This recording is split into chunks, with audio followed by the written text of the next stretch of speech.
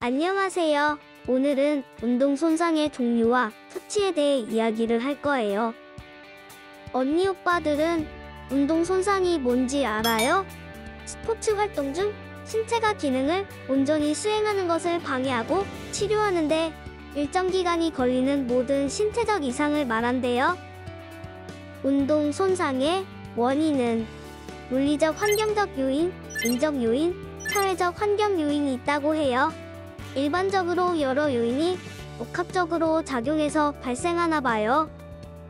다음으로는 운동 손상의 종류예요.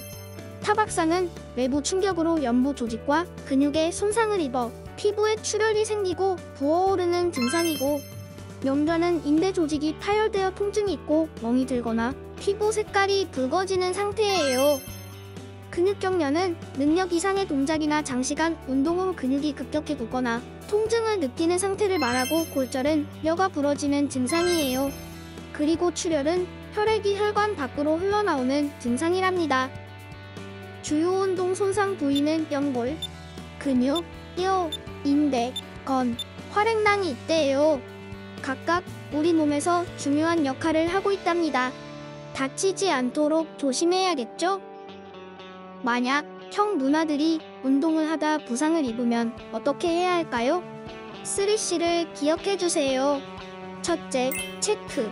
현장을 살펴야죠. 사고나 부상의 발생 원인과 부상자의 위험 여부 등을 체크해야 해요. 둘째, 콜. 구조 요청을 해야 해요. 정확한 위치와 부상 상태를 말해야지요. 셋째, 케어. 부상자 상태를 파악하고 응급처치를 해야 합니다. 119가 올 때까지요. 그럼 응급 상황을 판단할 때 기준은 무엇일까요? 가슴이나 목에 통증이 있는지, 의식은 있는지, 그리고 숨을 잘 쉬고 있는지를 봐야 해요.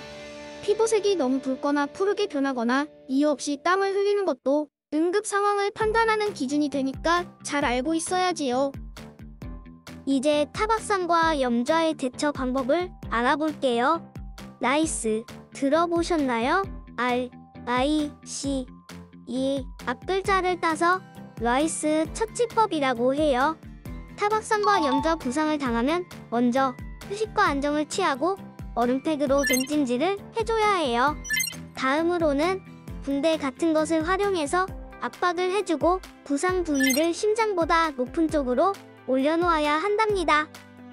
근육 경련이 일어났을 때에는 어떻게 해야 하는지 알고 있어요? 먼저 스트레칭으로 뭉친 근육을 이완시켜줘야 해요. 그리고 나서 수분을 섭취하고 마사지를 해준 후에 하루 정도 지나서 따뜻한 찜질을 해주면 효과가 있다고 하네요. 골절은 부위별로 대처 방법이 조금씩 다른데요. 학교에서 이런 부상을 당했거나 당한 친구들을 본 적 있죠? 부상을 당했을 때 곧바로 대처를 해주는 게 정말 중요하니까 잘 들어보세요. 손가락 골절을 당하면 인접한 신체 부위를 이용해서 고정시켜요. 팔은 아랫팔과 윗팔이 다른데, 아랫팔은 부목으로, 윗팔은 붕대나 천으로 응급처치를 해요. 이때 너무 꽉 조이면 혈액순환이 안 될 수 있으니 주의해야 한답니다. 발목 골절은 니은자 부목을 대서 고정을 시켜주고, 다리는 안쪽과 바깥쪽에 부목을 대서 고정하거나 묶어서 고정하는 방법이 있어요. 이제 마지막이에요. 출혈이 있을 때에는 직접 압박과 간접 압박으로 처치를 할 수 있는데요. 직접 압박은 압박붕대로 감는 방법, 그리고 거즈를 대고 상처를 눌러주는 방법이 있어요. 간접 압박은 위팔 동맥 압박, 요골 동맥 압박, 그리고 대퇴 동맥 압박을 통해 출혈을 최소화하는 방법이랍니다. 이렇게 두 번째 시간도 끝이 났어요. 스포츠와 안전에 관한 내용은 재미는 없지만 꼭 알고 있어야 해요. 잘 들어줘서 고마워요.